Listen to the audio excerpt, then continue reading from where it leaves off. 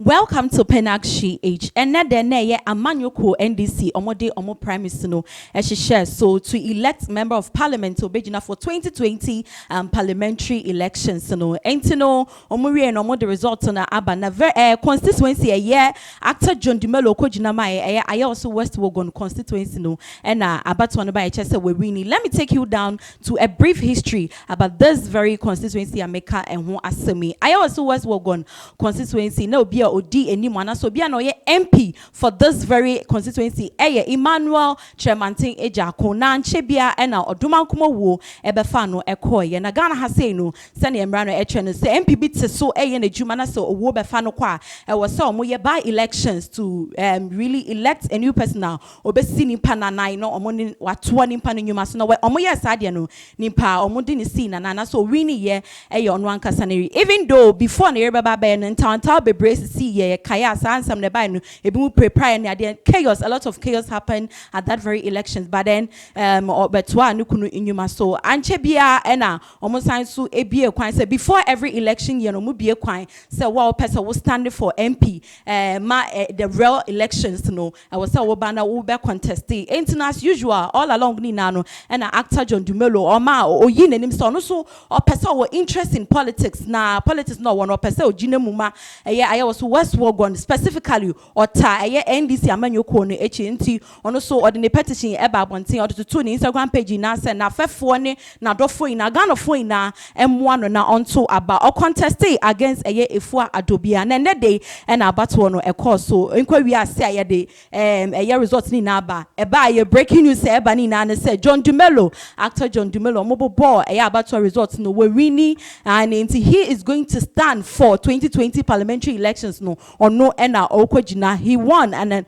the votes odinya 758 votes and actor John Dumelo or the 758 votes ena odi erini ye now all along ni na no obeyi nenim so person ojina for Ayawaso West Wougon constituency no ena Ghana for ka say omo nya sure say obewini ebia sanko owo MPP amanyoko no obewini because we share number of years sad this constituency Ayawaso West no omo ye MPP stronghold and kasankasa you're no being an NDC going to contest for that MP for that very way very difficult for him, but then lo and behold surprisingly and there we no buy or no and away decline even though Ghana for air say and I say it is speculated say if you're actor and I say what number of followers our Instagram maybe and the followers nebi mu call wow on so abamano but whatever be the case no Pinax GH no congratulations near see on course was our body and one no buy before bebano or because say he just want to make sure that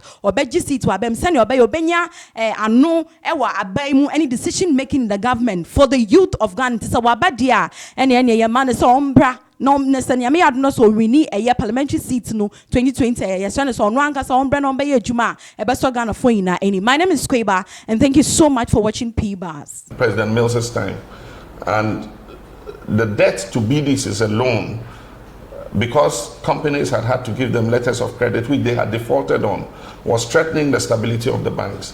And so that's why we introduced the Energy Sector Levy Act. And I remember at the time we introduced it, our colleagues in opposition were very opposed to it. They said we were overtaxing Ghanaians and that as soon as they came, they were going to remove the S-line. Unfortunately, or should I say fortunately, they came into office. And the ESLA is not only very much alive, indeed just recently in the media review they have increased it. And the question we want to ask is, what is the ESLA being used for? Is it being used for the purpose that we introduced it? This was brought as a special purpose vehicle to be able to raise monies to pay down the energy sector debt. Since we left, the ESLA has increased in how much it brings in, from 3.5 billion to almost 4 billion or more every year. And so if it is being used exactly for what it's meant for, it should be able to pay down the legacy debt. But I think that some reforms are needed in the financial sector, especially in relation to regulation and supervision, so that we don't have a recurrence of these financial sector meltdowns. Let's see who's next. Kweku Sechi Akomia. And Kweku Sechi Akomia says, we had one of the best security measures during your tenure is West now, how best can you help with security in your next tenure? I think that one of the things about security, and one of the things that I did when I was president, is to put the right people at the right places. If you put politics above merit in the security sector, you have the results that we're facing now. I don't think that the government has followed merit in terms of appointments in the security services. And so the result is what we're seeing. There are people who have the ability to deal with some of these security issues. When I was president, I looked at people who could solve a situation and I sent them to the places where they could be effective. And I believe that security and Ghanaians felt safe and secure, under my tenure because of the work the security services did. We had the anti-armed robbery squads, we had various, specialized units that dealt with issues of crime and security. And one of the things I introduced was the visibility police. On every street corner, you could see a police officer. Today, you don't see police officers on the streets. You don't see them in the corners. The visibility police seems to have disappeared. Just the fact that the police are out and about makes the criminals, very careful before they execute anything that is untoward. And so these were some of the things we introduced: visibility police, community policing, and all that. And I believe that there are many other, things that we can bring to make Ghanaians feel safe and secure in their own country. Adams Ahmed, you're watching from Accra.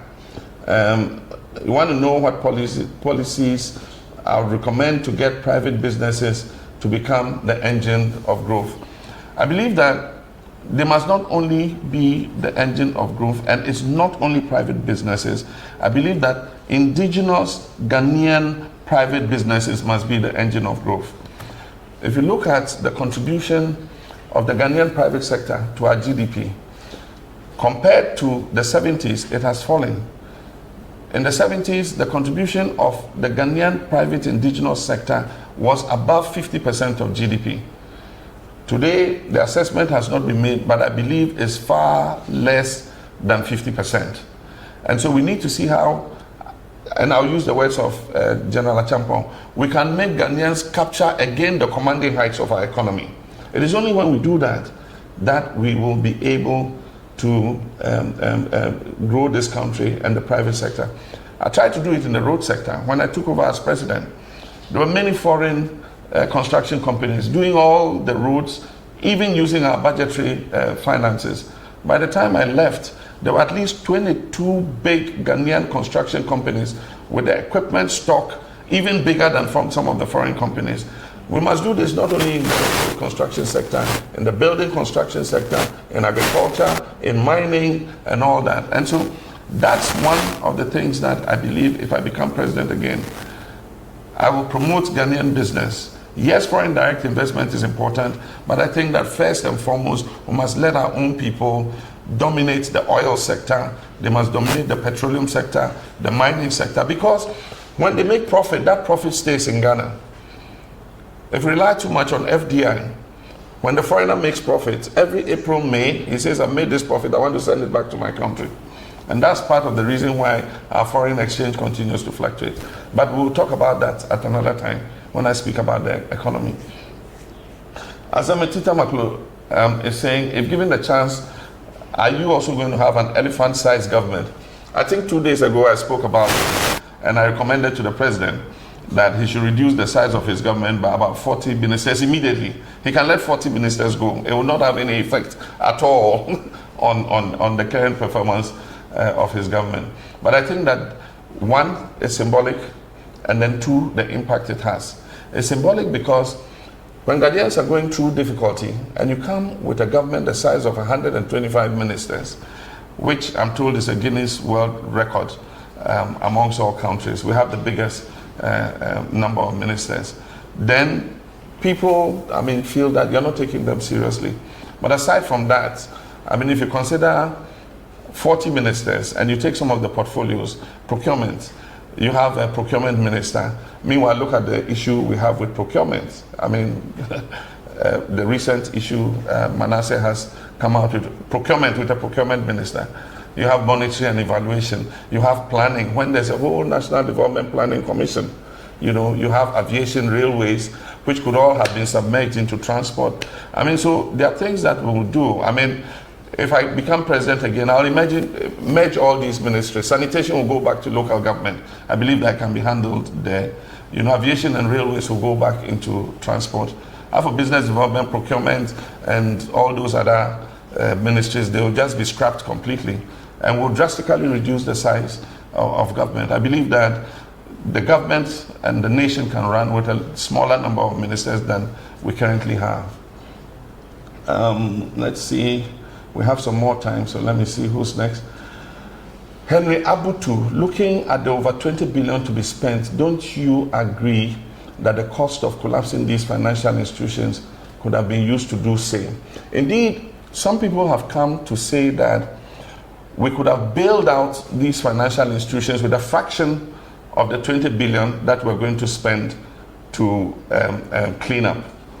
And I don't know how much, but if we had 20 billion to spend, I don't believe that these institutions would have gone under. And so that's why I asked all those questions. And I mean, part of the problem, I said, if you create panic in the system, no bank can survive, because what banks do is they take deposits and they operate on the principle that not everybody who's deposited money with them will come for their money on the same day. And so they lend some to people. So at any one time, banks are exposed because they have money that they've lent to people. And not everybody will come for his money the same day. And they create what we call creation of credit, if you study economics. And so if the regulator creates a panic situation by the pronouncements he makes, you must reach 400 million capitalization by this day, or else I'm going to shut you down. And then every day you open the bank doors and everybody is going and taking his money, any bank will collapse. Even Barclays, if everybody goes there today and takes his money, Barclays Bank will collapse. And so what kind of situation did we create? You know, that led to what happened. But I think that it's crying over spilt milk. We are landed with a 20 billion debt, and it's become the debt of the taxpayer. Seduji Goji says, what policy will your next government put in place to protect financial institutions against non-performing loans? In my time, we introduced the Credit Reference Agency or Bureau, so that if somebody applied for a loan, the banking sector could ask the Credit Reference Bureau. That will look and see if the person has defaulted on loans from other banks before. And that will all guide whether they give the loan or they don't give the loan. And so that's one of the things that we introduced. And so the Credit Reference System is available today. I also talked about the Deposit Insurance Act that we passed. And the Deposit Insurance Act was meant to insure all deposits. And so all banks were required to insure the deposits of their customers, so that in the event that the bank went under, the insurance companies would be responsible for reimbursing whatever losses were done. Then apart from that, I said banking supervision must be strengthened. This is not the first time. It has happened, and it happened again. If banking supervision is not strengthened, it's possible that because of Bank of Ghana's monetary policy and all that, they do not have enough time to look at banking supervision and regulation properly. And so a special vehicle that will prioritize banking supervision is something that I would work on if I become president again. Abdul Hamid, he says, it's great to see you're taking advantage of social media. My question is, have you noticed the high cost of data, and what are your plans towards making internet affordable for all? Well, Hamid, you know, I was Minister of Communications before, and one of our objectives in all this liberalization that took place and the IT revolution was to make, you know,